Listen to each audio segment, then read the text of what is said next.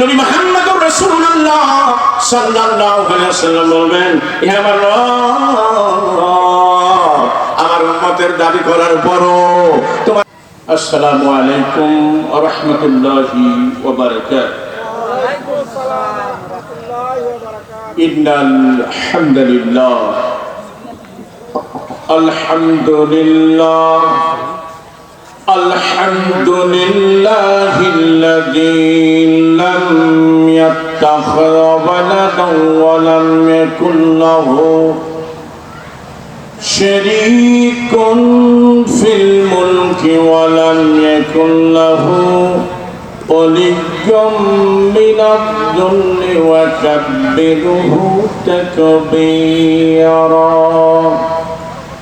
আশহাদু আল্লা ইলাহা ইল্লাল্লাহু ওয়াহদাহু লা শারীকা লাহু ওয়া আশহাদু আন্না মুহাম্মাদান আবদুহু ওয়া রাসূলুহু الذي أرسله بالحق بشيرا ونذيرا وداعيا إلى الله بإذنه وسراجا منيرا وعلى آله وأصحابه وبارك وسلم تسليما كثيرا كثيرا.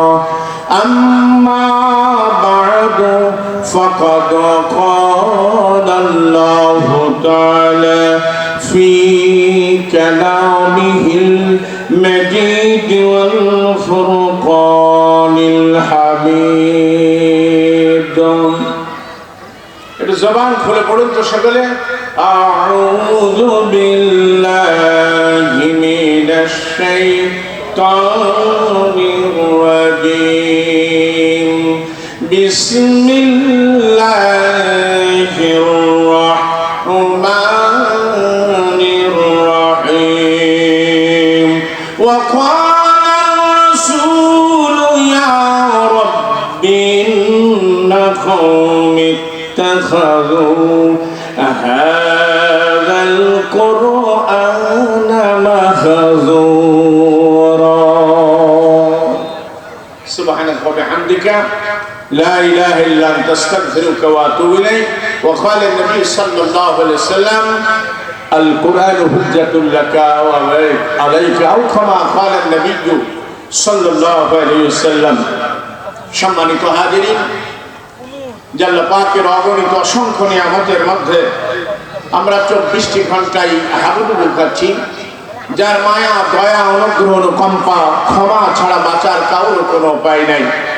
আল্লাহ পাক বড় দয়া করে বড় মেহেরবানি করে এমন একটি জালসায় মজলিসে বসার তৌফিক দান করেছেন, যেই জায়গায় বসলেই গোনা মাফ, পূর্ববর্তী গোনাগুলো আল্লাহ নেকির দ্বারা পরিবর্তন করে দেন। যে আল্লাহ রাব্বুল আলামিন এত নেক নজর আমার করে দিলেন, আল্লাহ পাকের দরবারে অন্তরের অন্তরস্থল থেকে শুকরিয়া আদায় করি। সকলে বলি আলহামদুলিল্লাহ। রব্বানা লাকাল হামদ হামদান কাসীরান তাইয়্যিবান মুবারাকান ফি। অগণিত অসংখ্য দরুদ ও তাসলিম বর্ষিত হোক সেই মহামানবের প্রতি, যিনি আল্লাহর জমিন আল্লাহর দ্বীনকে প্রতিষ্ঠিত করবার জন্য যার যুদ্ধশায়ী 83টি যুদ্ধ সংগঠিত হলো, তিনি কম বেশি 27টি যুদ্ধের প্রধান সেনাপতির দায়িত্ব পালন করলেন, যিনি সর্বকালের সর্বযুগের জন্য উসওয়াতুন হাসানা, একমাত্র শুধুমাত্র কেবলমাত্র তারই দেখানো পথেই মানুষের দুনিয়া এবং আখিরাতে কল্যাণ নিহিত রয়েছে, যিনি ইমামুল মুরসালিন খাতামুন নবিয়্যিন রাহমাতুল লিল আলামিন জনাব রাসূলুল্লাহ সাল্লাল্লাহু আলাইহি ওয়াসাল্লাম। আল্লাহুম্মা সাল্লি আলাইহি আল্লাহুম্মা বারিক আলাইহি বলি আমিন। মাসুদ হাজিরিন, কোনো ভূমিকা নয়, সরাসরি আমরা কোরআনুল কারীমে তাফসীরের মধ্যে ঢুকবো। যারা এখনো বাইরে আছেন আবার একটু উঠাউঠি করতেছেন, আমি অনুরোধ করব মেহেরবানি করে কেউ উঠাউঠি করবেন না।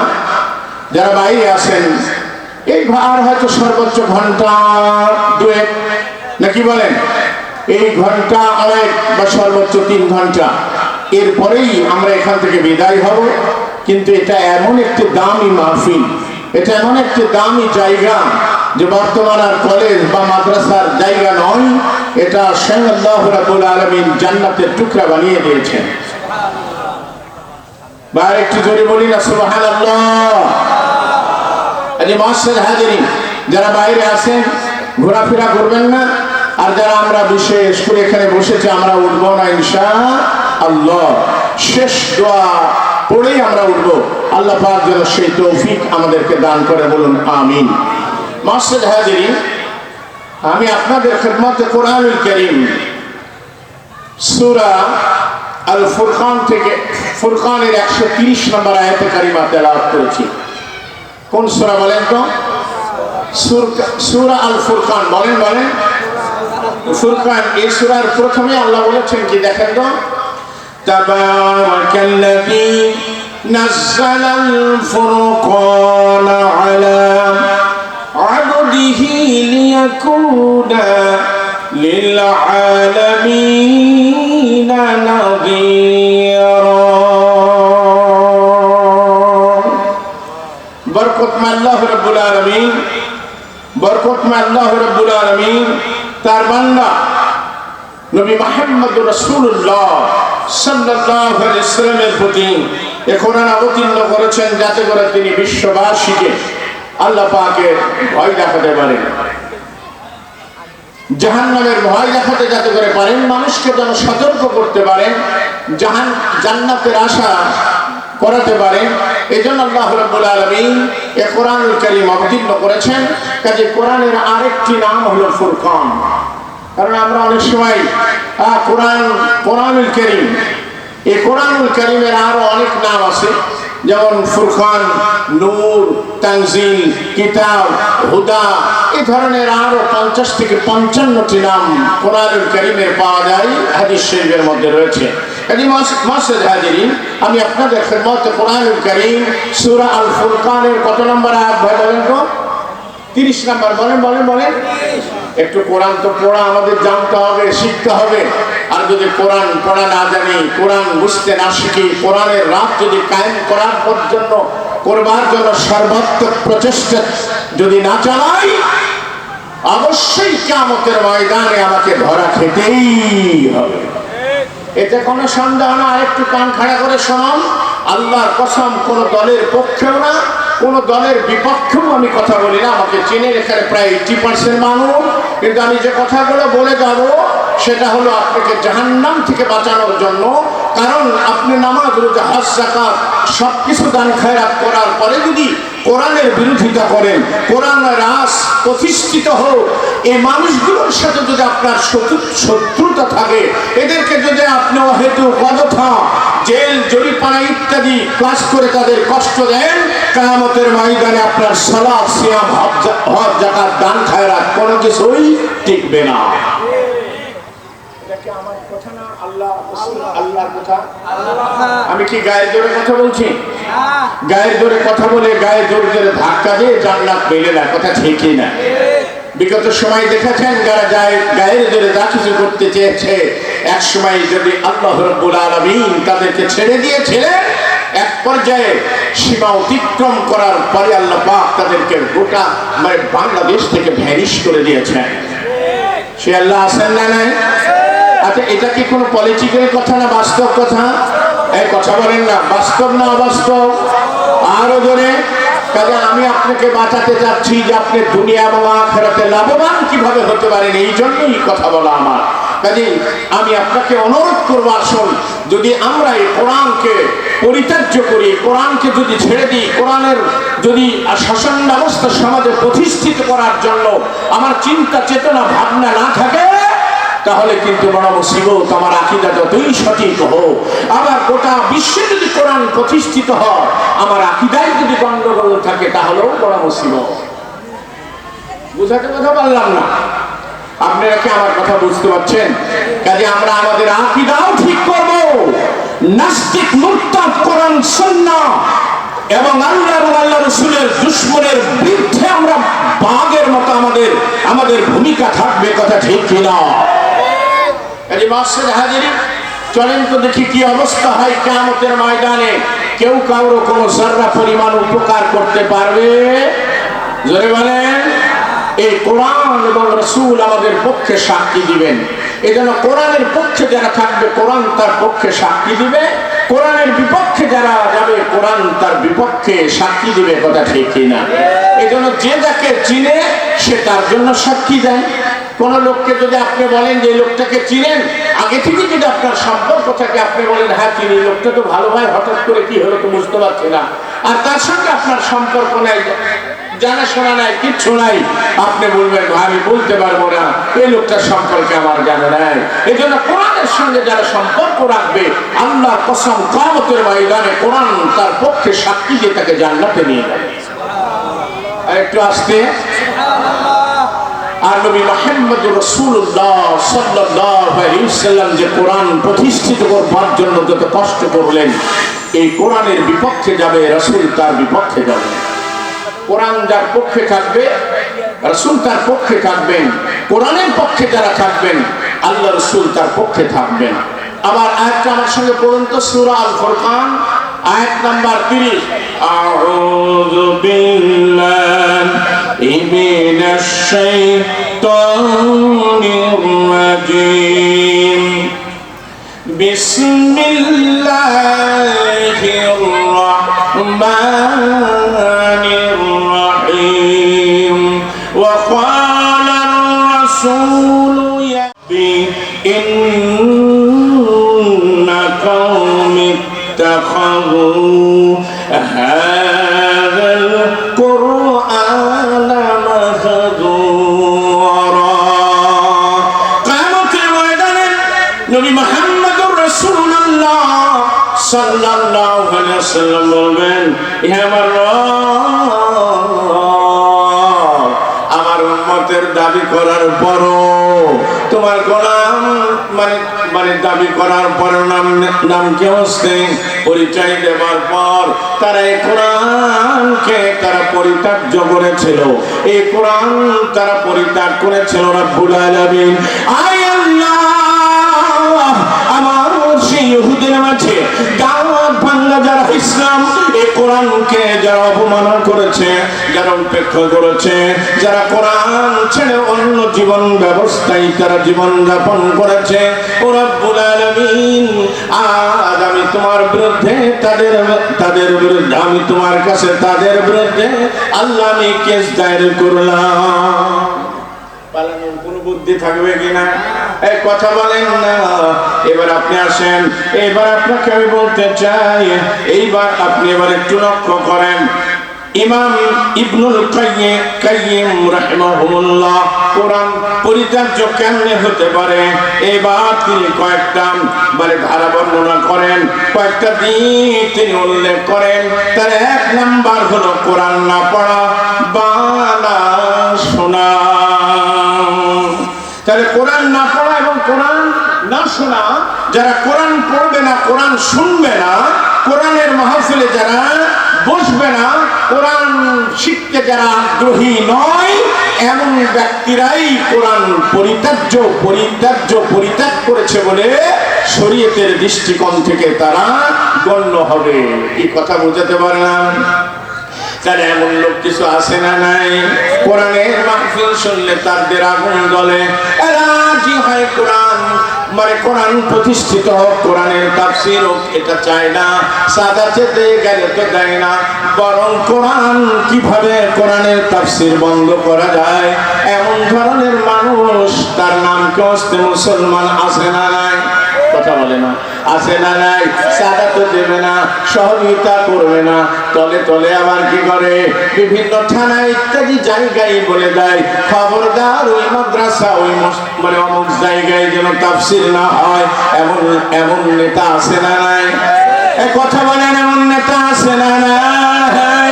এরা কোরআন শুনেও না, এরা কোরআন শোনা পছন্দ করে না, এরা কোরআনের আলোচনাও তারা পছন্দ করে না। এমন লোক যারা হবে কিয়ামতের ময়দানে আল্লাহ রাসূল সাল্লাল্লাহু আলাইহি ওয়াসাল্লাম তাদের বিরুদ্ধে আল্লাহর দরবারে কেস দায়ের করবে। রাসূল যদি কারো বিপক্ষে দাঁড়ায়, ও জান্নাতি না জাহান্নামী, আরো জোরে, ও জান্নাতি না জাহান্নামী, জোরে কোন, ও জাহান্নাম ছাড়া দ্বিতীয় কোনো রাস্তা খোলা থাকবে না। কথা ঠিক কিনা? আরে ভাইরা আমার, আমি আপনাদের খেদমতে বলতে চাই, কোরআনের তাফসীরে নাম কেউ আসতে মুসলমান বাধা দেয় কিনা? এই জোরে বলেন, বাধা দেয় কিনা? গতকালই বাধা তাকবীর দিয়েছে, দলের নাম নিব না, সাবধান হয়ে যাও। আলেম ওলামা কোরআনের বিরুদ্ধে আচরণ করে কোরআনের বিপক্ষে যে বাংলার জমিনে টিকতে পারবা না। ঠিক কিনা? তাকবীর বন্ধ করেন। আচ্ছা না, লিল্লাহি তাকবীর, আল্লাহু আকবার, এটা কি কোনো দলীয় স্লোগান? এই জোরে কথা বলেন। ওয়াকাব্বিরহু তাকবীরা, আল্লাহ নিজেই বলেছেন, বনি ইসরাঈল বলছেন তোমরা তাকবীর দাও, আল্লাহর বড়ত্বের কথা তোমরা জমিনে ঘোষণা করো। অতএব লিল্লাহি তাকবীর, আল্লাহু আকবার, এই স্লোগানটা বন্ধ করতে চায়। এর কোরআনের শত্রু, এসে ইসলামের শত্রু, গোটা বিশ্ব মুসলিম জাতির শত্রু। এটা কি কোনো দলীয় কথা বললাম? না। আপনার চলে কেন? আপনি লিল্লাহি তাকবীর, মুসলমানের এটা জাতীয় স্লোগান। কথা ঠিক কিনা? কাজে তুমি যে দল করো না কেন, যেই পার্টি করো না কেন, তোমার সর্বপ্রথম তোমাদের স্লোগান হওয়া ছিল লিল্লাহি তাকবীর, আল্লাহু আকবার। তুমি তো বলছো আমি কোরআন সুন্নাহ ভালোবাসি, আমরা কি আলেমদের ভালোবাসি না? আমাকে আমাদেরকে ভালোবাসি না? ভালোবাসো কিনা তার প্রমাণ হয়েছে বিগত 5ই আগস্টের আগে আলেমদের ডান্ডা পেড়ি। আপনার এত জলে কেন? আপনার এত জলে কেন? আপনার দলে খেতে দেয় 365 দিন কত টাকা দিল, কি করলো? ইমানটা বিক্রি করে দিলেন। আহা ও মুসলমান, আনসার ইবনে সাদ রাদিয়াল্লাহু তাআলা আনহু قال قال رسول الله صلى الله عليه وسلم موجود صوت في الجنة خير من الدنيا وما فيها متفق عليه البخاري مسلم أو كما قال النبي صلى الله عليه وسلم আল্লাহ রাসূল সাল্লাল্লাহু আলাইহি ওয়াসাল্লাম বলেন জান্নাতের এতটুকু জায়গা দুনিয়া এবং দুনিয়ার মধ্যে যা কিছু আছে তার থেকে উত্তম। আরেকটু আজকে সুবহানাল্লাহ। তাহলে আপনি ওই জান্নাত একটু টেন্ডারবাজি করার জন্য, একটু সাদাবাজি করার জন্য, একটু মাস্তানি করার জন্য, একটু চেয়ারে বসে গরম ঝাড়ার জন্য আপনার ঈমান আমলকে আপনি বিক্রি করে দিয়ে অবৈধ পথে আপনি চলেন। কথা ঠিক না? আপনাকে ফিরে আসতে বলছি, আপনি কষ্ট নিয়েন না ভাইজান, আপনার পা দুই খান ধরে বলতেছি, আপনি ফিরে আসুন, তওবা করুন। কাজী মুহসিন হাজিরি যার শেষ কালেমা হবে লা ইলাহা ইল্লাল্লাহ, ওর ঠিকানা কোথায়? আরো জোরে, আরো জোরে, আরো জোরে। অথচ বলছে যে আমার স্লোগানটা যেন আমার দলীয় স্লোগানটা হয় নাউজুবিল্লাহ। সুন্দর নাম, খুবই সুন্দর নাম। হায় রে হায়, দল করতে গেলে কি এমন ভাবে ঈমান আমল বেঁচে কি দল করতে হবে? এই কথা বলেন না কেন? কাজী মুহসিন হাজিরি 1 নাম্বার, আমার কথা নয়, আল্লাহ মানে ইমাম ইবনুল কাইয়িম রাহিমাহুল্লাহ বলেছেন 1 নাম্বার এই কোরআন পরিত্যক্ত এবং এই পরিত্যাগ করার 1 নাম্বার কারণ হলো, মানে 1 নাম্বার ব্যাপারটাই হলো তারা কোরআন পড়ে না এবং তারা শোনেও না। এ ধরনের মানুষ আছে না নাই? যারা বলেন আছে না নাই? তাহলে আপনি কেন কোরআন পড়বেন না? কোরআন পড়লে আপনার ঈমান বাড়বে। কোরআন পড়লে কি হবে? জোরে বলেন। আপনার গুনাহ মাফ হবে। কোরআন পড়লে আপনার বাড়ির রহমত হবে। কোরআন পড়লে পরে জিনের সমস্ত যাবতীয় দুষ্ট জিন ইনসানের হাত থেকে আপনি রক্ষা পাবেন। কোরআন পড়লে পরে আপনার জান্নাতের রাস্তা সহজ হবে। ওয়াইদা তুলিয়াত আলাইহিম আয়াতুহু যাদাতুহুম ঈমানাও ওয়া আলা রাব্বিহিম ইয়াতাওয়াক্কালুন। সূরা আনফাল প্রথম দেখি আল্লাহ প্রথম রুকুতেই বলতেছেন, ও দুনিয়ার মানুষ শোনো গো, যাদের সঙ্গে আল্লাহ জান্নাতের ওয়াদা করেছেন একমাত্র খাঁটি ঈমানদার, দিনদার, পরেশগার, মুত্তাকি, যারা পরিপূর্ণ ঈমানের অধিকারী। ক্বালান নবী সাল্লাল্লাহু আলাইহি ওয়াসাল্লাম, মান আতা লিল্লাহি ওয়া মানা লিল্লাহি ওয়া আতা লিল্লাহি ওয়া মানা লিল্লাহি, মান আহাব্বা লিল্লাহি ওয়া আবগাদা লিল্লাহি ওয়া তাআ লিল্লাহি ওয়া মানা লিল্লাহি ফাকাদ ইসতাকবালাল ঈমান। রাওয়াহুল বুখারী। আও কামা ক্বালান নবী সাল্লাল্লাহু আলাইহি ওয়াসাল্লাম, আল্লাহ রাসূল সাল্লাল্লাহু আলাইহি ওয়াসাল্লাম বলেন, যারা একমাত্র আল্লাহর জন্যই ভালোবাসে, যারা একমাত্র আল্লাহর জন্যই শত্রুতা করে, একমাত্র আল্লাহর জন্য দান করে, একমাত্র আল্লাহর জন্যই দান থেকে যারা বিরত থাকে, এরাই তাদের ঈমানকে পরিপূর্ণ করলো। হাদিসটি বুখারী। ভাই কোথায় আছে? আমি কি কেচ্ছা বলছি? হাদিসটি কোথায় আছে? বুখারী শরীফ। তাহলে আমরা কার জন্য আল্লাহকে ভালোবাসবো? কার মানে একমাত্র আল্লাহর জন্য। কার জন্য?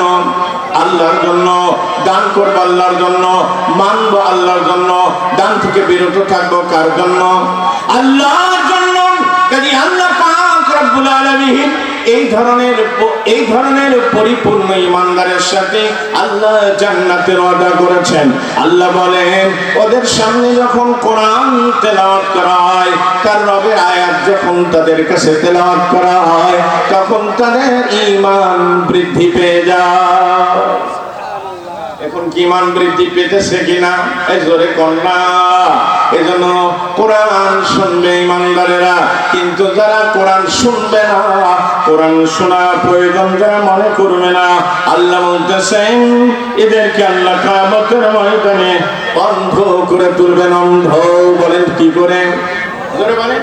সূরা বানী ইসরাঈল ৭২ নম্বর আয়াত, ওয়া মান কানা ফি হাদিহি আমা ফাহুয়া ফিল আখিরাতি আমা ওয়া আযাল্লু সাবিলা। আল্লাহ বলেন, যারা চোখ থাকার পরেও এই কোরআনকে যারা পড়লো না, কোরআনের অর্থ যারা বুঝলো না, কোরআনের তাফসীর যারা মানে শিকার চেষ্টা করলো না, কান খাড়া করে শুনুন, বলছে এরা অন্ধ। দুনিয়াতে যারা অন্ধ, তারা কিয়ামতের ময়দানে অন্ধ হয়ে উঠবে। হায়রে কপাল মন্দ, চোখ থাকিতে অন্ধ। ও ভাইরা আমার, কেন আপনি কোরআন পড়া শিখলেন না? আপনার বাচ্চাকে কেন আপনি কোরআন পড়ালেন না? আপনার চোখ যত বড়ই থাকুক না কেন, কোরআন যদি না পড়েন, কোরআন যদি আপনি জীবনে বাস্তবায়ন না করেন, কোরআনিক মানুষের সাথে যদি আপনি সম্পর্ক না রাখেন, কিয়ামতের ময়দানে আল্লাহ পাক আপনাকে অন্ধ করে তুলবেন। কি করে তুলবেন? অন্ধ। এবার সূরা তোহার 124 নম্বর আয়াতে যান, ওয়া মান আ'রাদা আন যিকরি ফাইন্না লাহু মাঈশাতান যানকা ওয়া নাহশুরুহু ইয়াওমাল কিয়ামাতি আমা ক্বালা রাব্বি লিমা হাশারতানি আমা ওয়া ক্বাদ কুনতু বাসীরা। সূরা তোহা দেখবেন 124-23 আয়াত দেখে নেবেন। যারা কোরআন থেকে বিমুখ হবে, যারা কোরআনের আইন মানবে না, কোরআনের অনুশাসন যারা মানার প্রয়োজন মনে করবে না, যারা কোরআনের ধার ধারবে না, আল্লাহ বলেন আমি তাদের জীবনকে বেবরকত করে দিব। কোনো বরকত থাকবে না, স্বামী স্ত্রী মহব্বত থাকবে না, ছেলে মেয়েদের মধ্যে মহব্বত থাকবে না, ওই বাড়ির মধ্যে কোনো বরকত থাকবে না। তাদের জীবনকে আমি সংকুচিত করব। টাকা পয়সা গাড়ি বাড়ির মধ্যে শান্তি নয়। আল্লাহুম্মা আনতাস সালাম ওয়া মিনকাস সালাম তাবারাকতা ইয়া জাল জালাল ওয়াল ইকরাম। শান্তির মালিক হলেন আমার আল্লাহ। কে জোরে বলেন তো কে? তাহলে আপনি টাকার পিছনে দৌড়ান, বৈধ নাই, আর যা ইচ্ছা তাই করে আপনি দুনিয়ার পিছনে দৌড়ান। আল্লাহ বলছেন দৌড়া দৌড়া দৌড়া দৌড়া, আমি তোর জীবনকে বেবরকত করে দেব। আর মরার সময় বুঝতে পারবি কবরে গেলেই তোর জীবনটা কেমন হবে। কিয়ামতের ময়দানে এইবার 2 নাম্বার তার শাস্তি, আল্লাহ তাদেরকে কিয়ামতের ময়দানে অন্ধ করে তুলবে। এইবার তারা বলবে ক্বালা রাব্বি লিমা হাশারতানি আমা ওয়া ক্বাদ কুনতু বাসীরা। এইবার তারা বলবে আল্লাহ, আয় আল্লাহ, দুনিয়াতে আমার বড় বড় চোখ ছিল, দেখেছি, কিন্তু আজকে কেন অন্ধ করে তোলা হলো?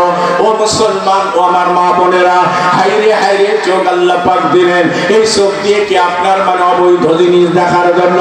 এই চোখ দিয়ে কি আপনার মানে অবৈধ সব জিনিস দেখার জন্য নয়। আল্লাহ সুবহানাহু ওয়া তাআলা এই চোখ দিল আল্লাহ পাকের নিয়ামত দেখার জন্য। আল্লাহু আখরাজাকুম মিন বুতুনি উম্মাহাতিকুম লা তা'লামুনা শাইআ ওয়া জা'আলা লাকুমুস সাম'a ওয়াল আবসারা ওয়াল আফইদা লা'আল্লাকুম তাশকুরুন। সূরা নাহল। আল্লাহু আকবার। আল্লাহ বলেন, ও দুনিয়ার মানুষ শোন, তোর চোখ ছিল না, কিছু ছিল না, মায়ের পেট থেকে আমি আল্লাহ তোমাকে বের করেছিলাম, তুমি কিছুই জানতে না। এরপরে আল্লাহ মায়ের পেটের মধ্যে আল্লাহ সর্বপ্রথম আল্লাহ কান দিলেন, এরপরে আল্লাহ চোখ দিলেন, এরপরে আল্লাহ তোমাকে বিবেক বুদ্ধি দিলেন। এগুলা নিয়ে দুনিয়াতে তুমি আল্লাহর নিয়ামতকে দেখবে, শুকরিয়া আদায় করবে, কোরআন তেলাওয়াত করবে, কোরআনের হক আদায় করবে, কোরআন প্রতিষ্ঠা করবার জন্য তুমি সর্বাত্মক প্রচেষ্টা করবে। তাহলে নিয়ামত দেওয়ার জন্য নিয়ামতের শুকরিয়া তোমরা আদায় করেছ বলে আমি আল্লাহ ধরে নিব। তো আদায় করা তো দূরের কথা, বরং কোরআনের বিরোধিতা করি এমন মানুষ আছে না নাই? জোরে বলেন, আছে না নাই? এই জন্য মসজিদে হবে ইবাদতটা, দাওয়াত, তালিম আর খেদমত। আরে বাংলাদেশে এক জায়গায় দেখলাম ইসলামী সংগঠন যারা করে, এবার তো তোমার গায়ে চুলকানি, তাদেরকে দেখলে ক্যাম্পাসের সমস্ত ছেলেমেয়েরা নিরাপত্তা, তারা নিরাপত্তা পায়। আর তোমার সংগঠনের সন্তানগুলোকে দেখলে তারা ইসে আব্বুর ভয়ে তারা বাঘের মতো, যেমন বাঘের সঙ্গে পড়লে যেমনটা হয় তেমনটা তারা থরথর করে কাঁপে, জানলেই যে তাদের কাছ থেকে তাদের জানমালের কোনো নিরাপত্তা না। কথা ঠিক কিনা? এটা কি কোনো দলীয় কথা বললাম? তো পারো না কেন? তোমার সন্তানগুলোর চেহারা দেখো, দেখলে মনে হয় রাতে যে কত বোতল মারে আল্লাহ পাকই ভালো জানে। কথা বলে না গো ভাই, পা দুখান ধরতেছি। আপনি আজকে তওবা করে ফিরে যাবেন। অনেকে আমার কাছে তওবা করেছেন, এত কথা তো জানি না, খালি মানে হুসুকে বাঙালি না। মাসজিদ হাজিরিন, ওই মসজিদে মানে তারই হবে, সেখানে আপনার দাস হবে, কোরআন সুন্নাহর আলোচনা হবে, তোমার গায়ে আনন্দ নেই, কারণ কোরআনের কাছে মা আসলেই মানুষে হেদায়েত পাবে। এই কথা বলে না, যার কারণে বলছি কোরআন মসজিদে চলবে না। আরেক দেখা, মসজিদে তো চলবে না, তুই মসজিদে এই জন্যই উঠতে পারিস না, কুকুর শিয়াল কুত্তার মতন রাস্তাঘাটে দাঁড়িয়ে পেশাব করে অপবিত্র মসজিদে উঠতে ভয় করো। কথা বুঝে না গো, তা কুকুর শিয়াল একটু সাইজ মতো মারে না, এ কথা বলে না গো। আরে তাও না, কোন দিক কেবলা, কোন দিক উত্তর, কোন দিক দক্ষিণ, কোন দিক মানুষ আছে, কুকুর শিয়াল কুত্তার চেয়েও জঘন্য কথা, ঠিক না? তোমাদের সন্তানগুলোকে তোমরা তুলে দাও অবৈধ অস্ত্র, ইসলামী সংগঠন যারা করে ওই সোনামণিদের হাতে, ওই ছেলের সন্তানদের হাতে তুলে দেয় কোরআন। আল্লাহু আকবার। এই শান্তিতে থাকো, তুমিও থাকো। কিছু টেন্ডারবাজি আর মাস্তানি করার চেয়ে যা পাও, 1000 কোটি টাকার দরকার না, বরং ইসলামী অনুশাসন প্রতিষ্ঠিত হলে 1000 কোটির চেয়ে 1 কোটি দিয়েই তোমার জীবন সুন্দরভাবে চলবে। কথা ঠিক কিনা? তোমাকে চাঁদা বা মাস্তানি চাঁদা দেওয়া লাগবে না, রাতের অন্ধকারে বডিগার্ড দিয়ে চাঁদা লাগবে না, বরং কোরআনের সৈনিকেরাই 24টি ঘন্টায় তোমার জীবনের নিরাপত্তা দেবে। কথা ঠিক কিনা? কিন্তু তোমরা দাও, হ্যাঁ, ওদের হাতে তুলে দাও তোমরা বোতল, তুলে দাও ফেন্সিডিল, তুলে দাও গাঁজা। ঢাকা বিশ্ববিদ্যালয় মাদ্রাসার ছাত্র যেখানে কোরআন পড়া হয়, হয়, মার্জিত হয়। কথা ঠিক কিনা? এরা রাত্রে সময় মতো ঘুমিয়ে যায়, কিছু সময় গেলে উঠে তাহাজ্জুদের সালাত আদায় করে, এরা তারপরে ফজরের সালাত আদায় করে এরপরে তারা কিছুটা আরামাইশ করে ক্লাসে যায়, পর নারীর দিকে তাকায় না। তারপরে তারা ফ্যাকাল্টি ফার্স্ট হলো। এই ঢাকা বিশ্ববিদ্যালয় নাম নেব না, এক কোলাঙ্গার বলল ঢাকা বিশ্ববিদ্যালয় নাকি মাদ্রাসা হয়ে গেছে, প্রত্যেকটা ফ্যাকাল্টিতেই তারা ফার্স্ট হচ্ছে। এরা কোথাকার সব দেখতেছে মাদ্রাসার ছাত্র। কথা বলে না কেন গো? তো হবে না কেন? কোরআন পড়লেই আল্লাহ তার জান মালের ভিতরে বরকত দান করবেন। কথা ঠিক না? সাক্ষাৎকারে দেখলাম ইলেকশনের হওয়ার পরে ডাকসু রাকসু চাকসু জানছে, মেয়েরা বলছে আমরা দীর্ঘ নিঃশ্বাস ফেলতে পারছি, আর চাঁদাবাজি নাই, আর টেন্ডারবাজি নাই, আর ইফতিজিং এর ভয় নাই, আর কোন লুচ্চামি ক্যাম্পাসে চলে না। তোমার রাগ হয় কেন? তোমার মনটাও তো ধর্ষিতা হতে পারে। কথা ঠিক না বলেন না? মুসলমান খালি হুসকে বাঙালি না, আমি কোন দলের দালালি করি না। যতটুকু দালালি খুঁজে পাবেন কোরআন সুন্নাহর, আমি এক নাম্বার দালাল। আর আপনি কোরআন সুন্নাহর বিরোধী করে হজ যাকাত দিয়ে নামাজ কালাম কিছুটা পড়ে আপনি জান্নাতে যাবেন, অত সস্তা? আল্লাহ রাসূল বলছেন আমি তাকে ধরবো। কি বলেন? কি করবে? ধরবে। কাজী মাশাল হাজিরিন, একটু আরেকটু সামনের দিকে আগাই, সময় শেষ হয়ে যাচ্ছে। সেটা হলো এই আরেকটু উনি বলছেন যে কোরআনের হুকুম অনুযায়ী না চলা। এখন আমরা কোরআনের হুকুম অনুযায়ী না চলা, যারা চলবে না তাদের মানে বিপক্ষে আল্লাহ রাসূল চলে যাবেন। যে কোরআনের হুকুম মেনে চলতে হবে কি হবে না? জোরে বলেন। তাহলে কোরআন সর্বাত্মক কোরআন অনুযায়ী যদি আমরা জীবন যাপন করতে চাই, তাহলে কোরআনের আইন দরকার আছে না? এই জোরে বলেন, আছে না? কোরআন যদি সর্বাত্মক জীবনে আমরা স্কুল কলেজ মাদ্রাসা ব্যবসা বাণিজ্য অফিস আদালত ক্ষেত খামারে সকল জায়গায় কোরআন অনুযায়ী জীবন গড়তে চাই, তাহলে কোরআন অবশ্যই রাষ্ট্রভাবে কায়েম হওয়া চাই। তাহলে আপনি একা একা পারবেন না। আমি দেখাচ্ছি আপনাকে উদাহরণ, বেশি সময় আমি পাবো না। কাজী মাশাআল্লাহ হাজিরিন, আমি আপনাদের খেদমতে বলতে চাই, এইবার দেখুন কোরআনের বিধান অপ্রয়োজনীয় যারা ভাববে, কিয়ামতের ময়দানে রাসূল তার বিরুদ্ধে কেস করবে। কোরআনের বিধানকে যারা অপ্রয়োজনীয় ভাবে, বলছি এখনকার হাত পাতার আইন চলে, কথা বলে না গো? এত ভয়। 5ই আগস্টের আগে নির্ভয়ে বলেছি, আমার রেকর্ডিং খুঁজে আমি বলেছি আপনাদের যৌবন এবং ক্ষমতা চিরস্থায়ী নয়। আজকে যারা জেলখানার মেহমান, আপনারাও রেডি হন আগামী দিনের মেহমান হওয়ার জন্য। কথা ঠিক কিনা ধরে খান? কাজে সাবধান, সীমা অতিক্রম যেই করবেন আপনার কোনো ছাড় হবে না। আল্লাহ ছেড়ে দেন, আল্লাহ ছাড় দেন, ছেড়ে দেন না। আল্লাহ কি করেন? ছাড় দেন, আল্লাহ ছেড়ে। আর যখন ধরবে তো এমন ধারা ধরবে, পালানোর আর কোনো জায়গা পাওয়া যাবে? জোরে পাওয়া যাবে? তাহলে কোরআনের আইন বিধান যারা অপ্রয়োজনীয় ভাবেন, এর বিরুদ্ধে কোরআন এবং আল্লাহ রাসূল কিয়ামতের ময়দানে তাদের বিরুদ্ধে চলে যাবে। কোরআনের মানে কোরআনের আইন প্রয়োজন আছে না নাই? এরা সকালে হাত উঠায় তাকবীর দিয়ে বলেন তো, লিল্লাহি তাকবীর, লিল্লাহি তাকবীর। আল কোরআনের আলো, আল কোরআনের আলো, কোরআন সুন্নাহর আলো, লিল্লাহি তাকবীর।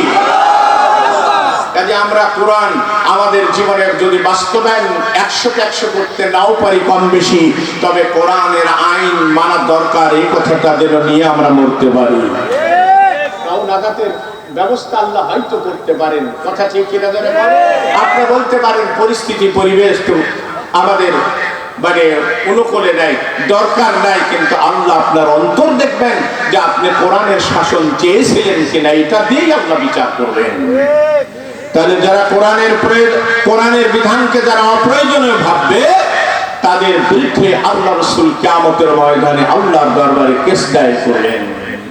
তাহলে কোরআনের প্রয়োজন আছে না নাই? কিন্তু আমি আপনাকে এখন বলতে চাই, কোরআন তো নাযিল হয়েছে আপনার সমস্ত মানুষকে অন্ধকার সময় থেকে নিয়ে এসে আলোর দিকে নিয়ে আসা। অতএব চুরি করা কি এটা অন্ধকার না আলো? জোরে বলেন। জেনা ব্যভিচার আলো না অন্ধকার? এখন এটা তো আমি আর আপনি পারবো না হাত কাটতে, আর আমি আর আপনি রজম দিতেও পারবো না। তাহলে রাষ্ট্রীয়ভাবে কোরআন যদি প্রতিষ্ঠিত না হয়, এই আইনগুলো বাস্তবায়ন করাও সম্ভব। আকীদা ঠিক রাখেন, ইনশাআল্লাহ আমরা আকীদা অবশ্যই ঠিক রাখবো, কিন্তু কোরআন সর্বাত্মকভাবে আল্লাহর জমিনে প্রতিষ্ঠিত হোক, আমাদের জান মাল দিয়ে আমরা প্রচেষ্টা চালাবো ইনশাআল্লাহ। আর যারা বলেন ইনশাআল্লাহ। কাজে মুআসসাদ হাজিরিন, আপনি রজম করতে পারবেন না, তাহলে অন্ধকার সময় থেকে মানুষকে আলোর দিকে আনতে পারবেন না। কোরআনের মূল উদ্দেশ্যই রহিত হয়ে যাবে। আর আল্লাহ কোরআনুল কারীম তো এই জন্যই নাযিল করেছেন লিয়াহকুমা বাইনান নাস, যাতে করে মানুষ কি করতে পারে, মানুষ যাতে করে এই কিতাব দিয়ে লিতাহকুমা বাইনান নাস, যাতে করে মানুষ তোমরা মানে মানুষের ভিতরে মানে ইনসাফের সাথে তোমরা বিচার ফাইসলা করতে পারো। এই জন্যই আল্লাহ কোরআন নাযিল করেছেন। না শুধু নামাজ রোজা হজ যাকাতের জন্য ভাই। বলছে আমরা কি কোরআন বুঝি না? কোরআনের যে আল কোরআনুল কারীম, এই কথাটাই লেখা জানে কিনা? না তো সংসদে দাঁড়িয়ে বলছে সিয়াসিত্তা, কথাটাও ভুল। বলছে কতবার পড়েছি, তোর বাপ জন্মের চোখেও দেখিস না। কিছু মনে করেন না, আমরা অনেকে দেখি নাই। বুখারী শরীফ দেখেছেন?